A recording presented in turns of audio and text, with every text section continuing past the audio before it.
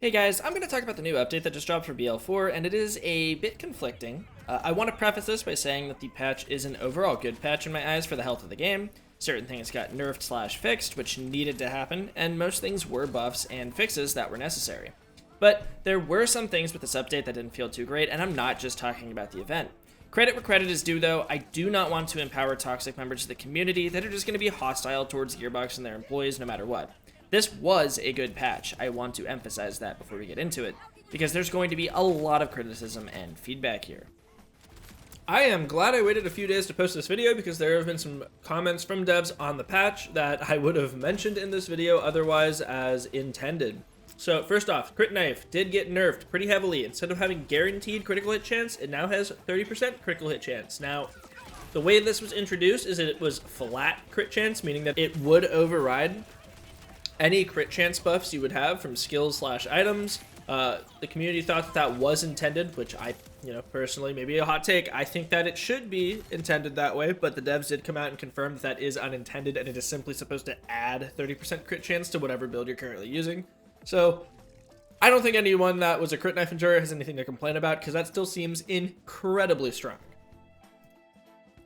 The other change a lot of people are going to see for Vex in particular is, of course, recursive bleeds being fixed. They also did this in the best way possible, in my opinion, because instead of taking away one of its keyword descriptors like skill damage or status effect damage to prevent it from triggering itself through Keen Mind, it has been seemingly isolated and is an exception to its own rule of being able to get triggered through skill damage. This is the best possible scenario because it can retain buffs to skill damage and status effect damage, and it can still crit through those same means as well. This allows it to work as intended and still be very strong.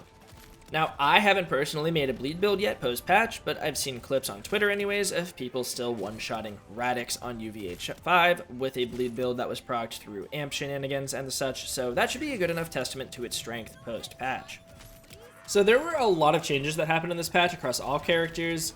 Most of them good. I don't play Rafa or Harlow, so anyone that's a Rafa or Harlow main, let me know what's going on there. I've heard some things about one of Harlow's abilities being changed to do full radiation damage, and people were complaining about it, but after a few days in, it seems like it didn't really nerf her. You just gotta use different weapons with it if you really want to succeed with that build. Still, it's still insanely strong from what I've heard. Again, take it with a grain of salt. I have yet to play her. But as far as Amon goes, which is the only other character I've played other than Vex, he did have a Raging Inferno change that did help out with some build diversity a little bit. I haven't gotten into it. I've only played Vex since the patch, but Amon is doing some really goofy stuff with double and triple dipping right now that lets him hit billions of damage pretty easily. So anything that's double or triple dipping into stat buffs kind of is a no-brainer as an unintended interaction. So I wouldn't put a lot of faith in that sticking around, but hopefully, when it gets changed, it retains some of its strength as like a behavioral change to an ability or something, because Amon really does need that kind of gun damage buff, in my opinion. That is the juice with this patch. All character changes were good changes, in my opinion, but the disappointing part of this patch for me is this. We are simply getting stat buffs or fixes for skills, at least for Vex and Amon, when the core issue with these characters comes from behavioral issues. For instance, Amon has a class mod buff, air quotes, that increases all damage dealt by 2% per active affinity stack. The problem with this, though, is that all of these skills that the class mod is talking about are kill skills, and in different capstone trees from one another. So the point investment is way too heavy to invest in both that and a reliable method to activate kill skills through melee in his red tree. Meaning that not only is this class mod, but also the entire playstyle dead in the water with zero incentive to choose it, but it also means that this is potentially the only solution we're getting for a long time, meaning that these skills may stay dead in the water for a long time. The real issue with that class mod is not the fact that it needed more damage, it's the fact that it doesn't really have any kind of behavioral change to enable that kind of playstyle. Something that would enable you to activate the kill skill without getting a kill would be a lot stronger here, other than a damage increase, because that is the real core of the issue.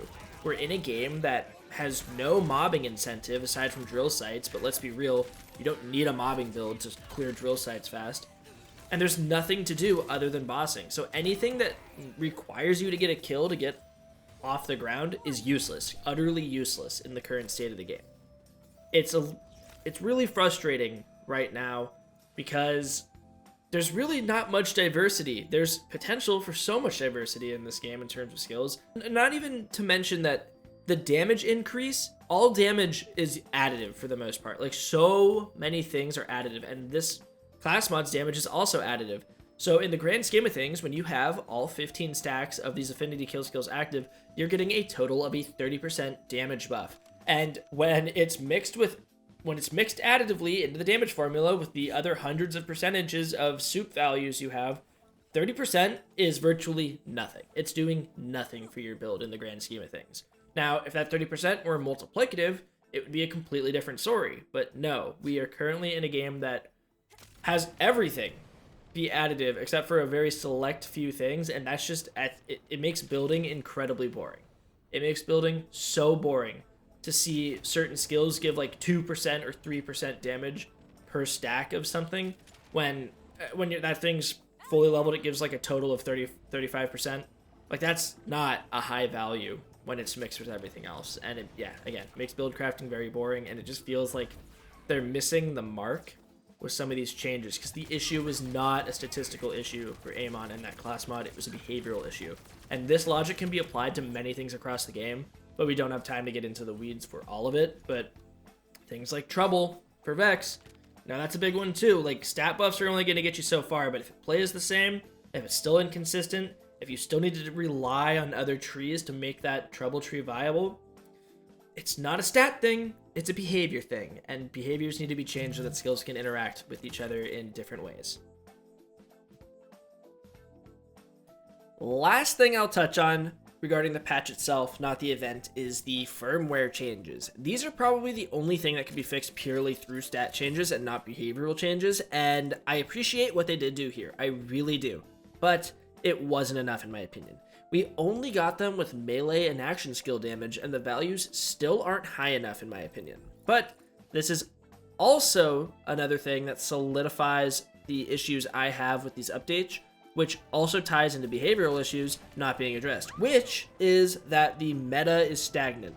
All of these buffs do make characters and builds stronger, yes, and I do appreciate that, but it's not making new builds stronger. It's only making the already existing builds stronger, and what we want to see is new builds become competitive as well. We want new ways of playing our characters. Every update since launch has just been focusing on making the strong builds even stronger, it feels, and the weak stuff isn't being addressed. With this firmware stuff, do you know how many fun gun builds could have opened up if they just buffed the values for magazine size or reload speed firmware sets? A lot is the answer, especially with their Hellwalker buff recently. But yeah, we could get into it further, but I don't want this video to run too long, so I'm just going to get into the event now. So, Horrors of Kairos event. Yikes. I really do not want to put any of the devs down, truly. They do work hard, and a lot of gamers are very inconsiderate. They don't understand what it's like to be in the office and actually working with this stuff, and they're just very callous towards these developers who pour nothing but love into the product they're making. But that being said, and I truly mean I don't want to put the devs down, this event is probably the weakest content drop we've ever had in the history of Borderlands. It's not like a Headhunter from Borderlands 2. It's not like the Bloody Harvest event we had in Borderlands 3. We don't have any new bosses or areas to explore. We don't have any extra combat / loot features like loot skulls and stuff from the Borderlands 3 event. But what we do have is literally just rift events. You know, the little bubble things that spawn around the world sometimes, which are fine on their own. But with this event, if you're lucky, sometimes these rift events will be orange instead of normally colored, like clear. And then once you kill the boss, you have to get lucky again, and maybe, just maybe, he won't actually drop anything, by the way. You'll just get a chest in your inventory, and that chest has a chance of giving you a limited time FOMO piece of Halloween gear that isn't even that good. And I'm sorry, but that's just a terrible way of handling an event. It's boring. The loot is limited time, so I won't want to farm any of it out or make builds with it, since other players in the near future, by the way, won't be able to get it anymore. And the worst offender is the fact that this was on the roadmap of the game and presented in a way that it would tide players over until the first bounty pack. Now, some people are going to say they gave us exactly what they said they would, and that is true. They're being very truthful. But what they said they would give us is still not good. Just because they delivered on what they said they would does not make it good. Like, I'm not surprised it's so bad.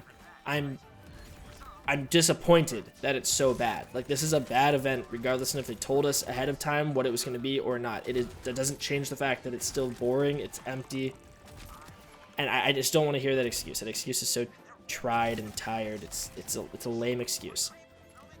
This was presented as something that the player base will have to look forward to, but even if the event was completely unannounced and just dropped out of the blue, like even if they didn't tell us this was happening, I still would not be interacting with it in any way. So yeah, that's why there's a lot of negative sentiment with last week's patch. We had this big patch that everyone was looking forward to. It got delayed twice, just to be rather middling. Yeah, it was good, mind you, still a good patch, just want to reiterate that. But just not impactful enough to justify the delays / hype associated with it. And the Horrors of Kairos event was just a mistake and should have just never happened. I'd rather settle for nothing rather than have expectations set.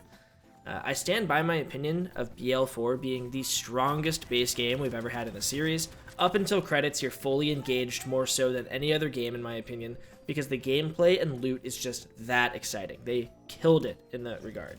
But the staying power of this game is very weak, and I'm beyond shocked at the lack of endgame at launch. I was at least expecting one takedown. Even Chaos Chambers and Wonderlands were awesome endgame content. The problem was the fact that it was the only endgame content, so people got burnt out of it.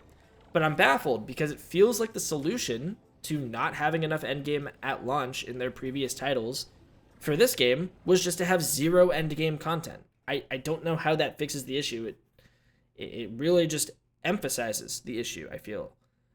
I don't know, man. The amount of people who haven't experienced the DLCs of Borderlands 3 because the base game turned them off or didn't have enough endgame to keep them around is criminal, considering that those DLCs are the best content in the series, full stop. But many players who are Borderlands veterans, self-proclaimed of course, because they mainly played Borderlands 2, haven't experienced peak because the Borderlands 3 base game was that weak.